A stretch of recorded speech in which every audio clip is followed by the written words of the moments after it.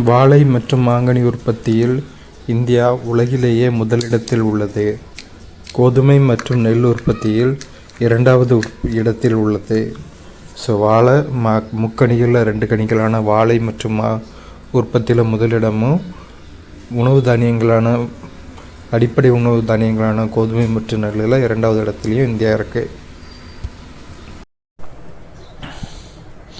இளம் நாற்றுகளை பிடுங்கி வளர் நிலப்பகுதியில் ஊன்றும் செயல் நாற்று நடுதல் எனப்படும். இவை அறுவடை வரை அங்கு வளர்க்கப்படுகின்றன. இளம் வளர் தாவரங்கள், நாற்றுகள் அல்லது தாவர உடலப்பெருக்கத்தின் மூலம் உருவான நகல்கள் இதற்கு பயன்படுகின்றன. நாற்று நடுதல் அப்படின்னா என்னென்னா, நெல்லோட விதைகளை ஒரு இடத்துல விதைச்சி அதை இந்த படத்தில் கேட்டிருக்க மாதிரி இந்த பக்கம் வர வரைக்கும் இந்த மாதிரி வர வரைக்கும் அதை வளர்த்து திரும்ப அந்த நாற்றை பிடுங்கி வயலில் நட்டு நெல் வளர வச்சு அறுவடை பண்ணுறதுக்கு பேர் தான் நெல். அப்படி தான் நெல் அறுவடை பண்ணுவாங்க. அந்த நாற்றை பிடுங்கி இந்த வித்தை ஊனி நாற்று வளர்ந்து நாற்றை எடுத்து நடுதோம்ல, அதுக்கு பேர் தான் நாற்று நடுறது. இது கிராமத்தில் உள்ளவங்களுக்கு தெரியும். நகரத்தில் உள்ளவங்க 2050ஆம் ஆண்டில் உலக மக்கள் தொகை 9 பில்லியனாக இருக்கலாம் என்று எதிர்பார்க்கப்படுகிறது. ஆனால் நன்னீர் வளத்தில் 70 விழுக்காடு விவசாயத்திற்கே பயன்படுகிறது. எனவே நமது தலைமுறையினருக்கும் எதிர்கால தலைமுறையினருக்கும் கிடைக்கக்கூடிய வகையில் நீரின் பயன்பாடு திறன்மிக்கதாக இருக்க வேண்டும். சொட்டு நீர் பாசனமே இதற்கு மிகவும் பயனுள்ளதாக இருக்கும். சொட்டு நீர் பாசனத்தை பற்றி தான் கொடுத்துருக்காங்க. சொட்டு நீர் பாசனம்னா என்ன இருக்குல்ல, இந்த டியூப் வழியாக சின்ன சின்ன துளைகள் அமைச்சு செடிக்கு பாய்ச்சறது தான் சொட்டு நீர் பாசனம். இதன் மூலமாக நிறைய தண்ணீர் வேஸ்ட் ஆகுது தடுக்கப்படுது. இதுதான் நம்ம தலைமுறையினருக்கும் எதிர்கால தலைமுறையினருக்கும் நம்ம பண்ணக்கூடிய ஒரு நல்ல விஷயம். உலகெங்கும் 30,000க்கும் மேற்பட்ட களை வகைகள் காணப்படுகின்றன. அவற்றுள் 8,000 வகைகள் பயிர்களுக்கு பெரிய சேதத்தை ஏற்படுத்துகின்றன. ஒரே வகையான களை நீக்கும் முறையை பயன்படுத்துவதால் களைகள் அவற்றை மேற்கொள்ளும் திறனை பெற்றுக்கொள்கின்றன. எனவே பல்வேறு களை நீக்கும் முறைகளை இணைத்து அவற்றை கட்டுப்படுத்த வேண்டும். இப்போது நம்ம உலகத்தில் 30,000க்கும் மேற்பட்ட களை வகைகள் இருக்குது. அதில் 8,000 வகைகள் ரொம்ப தீங்கானவை, அது பயிர்களுக்கு மிகுந்த சேதத்தை விளைவிக்கக்கூடியவை. அடுத்து என்ன கொடுத்துருக்காங்கன்னா, இப்போ ஒரு எடுத்துக்காட்டுக்கு ஒரு கொரோனா வைரஸ் எடுத்துக்கோங்களேன். அதுக்கு எதிராக கோவிஷீல்டு, கோவேக்சின் நம்ம உடம்புகளை செலுத்துகிறோம். அந்த தடுப்பூசியில் இருக்க மருந்து கொரோனா வைரஸ் அழிக்கும். ஆனால் அந்த கொரோனா வைரஸ் என்ன பண்ணணும்னா, அந்த மருந்தையும் மீறி தான் உயிர் வாழ என்னென்ன தகவமைச்சுக்கிடணுமோ, என்னென்ன மீட்டுருவாக்கம் செய்யணுமோ அது தானே அதை செஞ்சுக்கிடும். ஒரு எதிர்நீச்சல் அடிக்கும். இதைத்தான் நம்ம இன்னொன்று இதான் கொடுத்துருக்காங்க. இப்படி தான் களைகளும் தமிழ் அடிக்கிற மருந்துக்கும் எதிராக உயிர் வாழறதுக்கு என்ன தகவமைச்சுக்கிடுமோ அப்படி தகவமைச்சுக்கிடும். எனவே பல்வேறு களை நீக்கும் முறைகளை இணைத்து அவற்றை கட்டுப்படுத்த வேண்டும். அதனால் களையை வெட்டுறது, களை மேலே பூச்சிக்கொல்லி மருந்து அடிக்கிறது, இந்த மாதிரி நிறைய களை நீக்கும் முறைகளை செஞ்சு களைகளை நம்ம கட்டுப்படுத்தணும். அப்போ தான் பயிர் நல்ல விளைச்சல் இருக்கும். இந்திய உணவுக் கழகம் FCI 1965ஆம் ஆண்டு ஜனவரி 14இல் சென்னையில் ஏற்படுத்தப்பட்டது. நாடு முழுவதும் பொது விநியோக திட்டத்தின் PDS கீழ் உணவு தானியங்களை வழங்குதல், தேசிய உணவு பாதுகாப்பினை உறுதி செய்யும் வகையில் வழங்கப்பட வேண்டிய மற்றும் வைப்பில் வைத்திருக்க வேண்டிய உணவு தானியத்தை நிர்வகித்தல் ஆகியவை இதன் முக்கிய நோக்கமாகும். தற்போது இதன் தலைமையகம் புதுடில்லியில் உள்ளது. இந்திய உணவுக் கழகம் ஏற்படுத்தப்பட்ட ஆண்டு 1965 ஜனவரி 14. இது எப்படி ஞாபகம் வச்சுக்கலாம்னா, டீ 5 ரூபா, காஃபி 6 ரூபா 65, டிஃபன் 14 ரூபா ஒரு 10 வருஷம் முன்னாடி கேன்டீனில். அந்த மாதிரி ஞாபகம் வச்சுக்கோங்க. இது இந்திய உணவுக் கழகத்தோட வேலை என்னென்னா,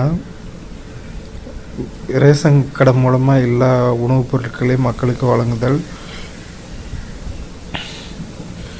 அந்த அதோடு சேர்த்து ஏதாவது ஒரு ஃபுட் க்ரைசிஸ் வந்துச்சுன்னா அந்த டைமில் கொடுக்க வேண்டிய உணவுகளை பாதுகாப்பாக வைத்திருத்தல், முன்னாடியே பாதுகாப்பாக வைத்திருத்தல் ஆகியன இதனோட முக்கிய நோக்கம். அதாவது இப்போ நம்ம நார்மலாக ரேஷன் கடையில் வாங்குகிற அரிசி அதில் கெமிக்கல் தெளித்த மாதிரி இருக்கும்.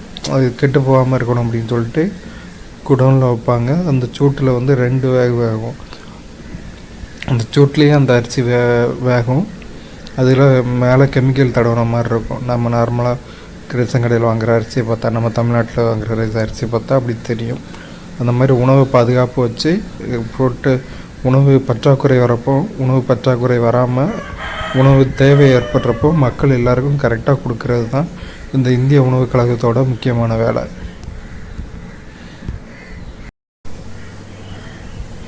லெகுமினோஸ் தாவரங்கள் தமது வேர் முடிச்சுகளில் காணப்படும் ரைசோபியம் பாக்டீரியாக்களுடன் கூட்டுயிர் வாழ்க்கை வாழ்கின்றன. இந்த தாவரங்கள் வளிமண்டலத்தில் காணப்படும் நைட்ரஜனை நிலைநிறுத்தும் திறன் பெற்றவை. இத்தாவரத்தின் கனிகள் லெகும்கள் எனப்படுகின்றன. குதிரை மசால், குளோவர், பட்டாணி, அவரை, மைசூர் பருப்பு, லுபின்ஸ், காராப் சோயா, வேர்க்கடலை போன்றவை இவற்றிற்கு உதாரணமாகும். இந்த வகை தாவரங்கள் மண்ணில் நைட்ரஜனின் அளவை அதிகரிப்பதற்காக பயிர் சுழற்சியில் ஈடுபடுத்தப்படுகின்றன. ஸோ லெகுமினஸ் தாவரங்களில் வேர் முடிச்சுகளில் தான் ரைசோபியம் காணப்படுது. இது பாக்டீரியாக்களுடன் கூட்டுயிர் வாழ்க்கை வாழுது. இது வந்து நைட்ரஜன் சத்தை வந்து உறிஞ்சிக்கிற ஒரு பண்பு கொண்டது. இந்த வகை தாவரத்தோட கனிகளை லெகும்கள் அப்படின்னு வந்து சொல்கிறோம். எடுத்துக்காட்டு இதுக்கு என்னென்னா குதிரை மசால், குளோவர், பட்டாணி, அவரை, மைசூர் பருப்பு, லுபின்ஸ், காராப் சோயா, வேர்க்கடலை இதெல்லாம் வந்து இதுக்கு உதாரணம். பயிர் சுழற்சியில் வந்து ஈடுபடுத்தப்படுது. மண்ணில் நைட்ரஜனோட அளவு அதிகரிப்பதற்காக பயிர் சுழற்சினா ஒவ்வொரு பயிராக மாற்றி பண்ணுவாங்கள்ல, அதுதான் பயிர் சுழற்சி. மிளகு போட்டால் அடுத்ததில் கடலை போடுறது அந்த மாதிரி போடுவாங்கள்ல, அதுதான் பயிர் சுழற்சி. கொல்கத்தாவில் உள்ள ஆச்சாரியா ஜெகதீஷ் சந்திரபோஸ் இந்திய தாவரவியல் தோட்டம் ஆரம்பத்தில் ராயல் தாவரவியல் தோட்டம் என்று அழைக்கப்பட்டது.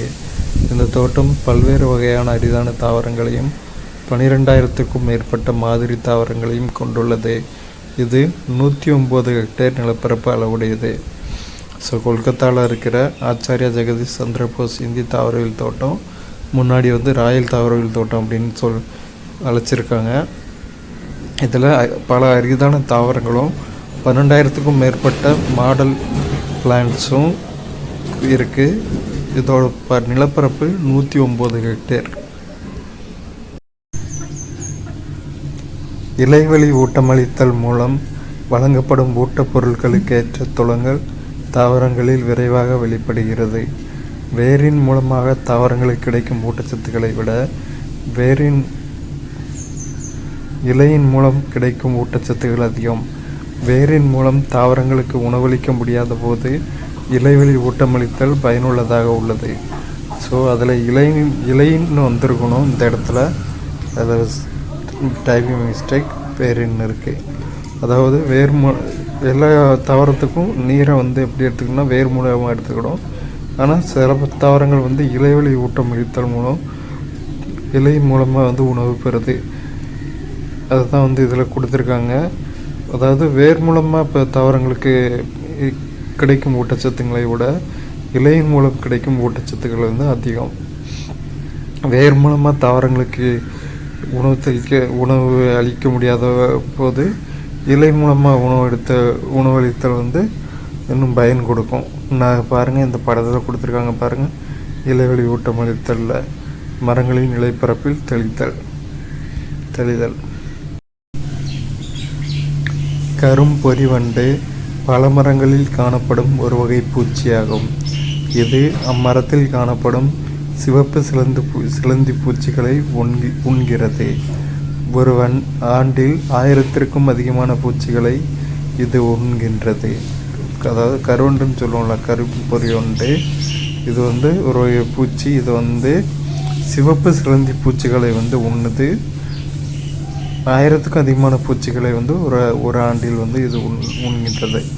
இதான் வந்து கொடுத்துருக்காங்க. அஸ்வினி பூச்சிகளை உட்கொள்ளும் கொன்றுண்ணி பொறிவண்டு. இதுதான் பொறிவண்டு, கருவண்டுன்னு சொல்லுவோம்ல, அதுதான்.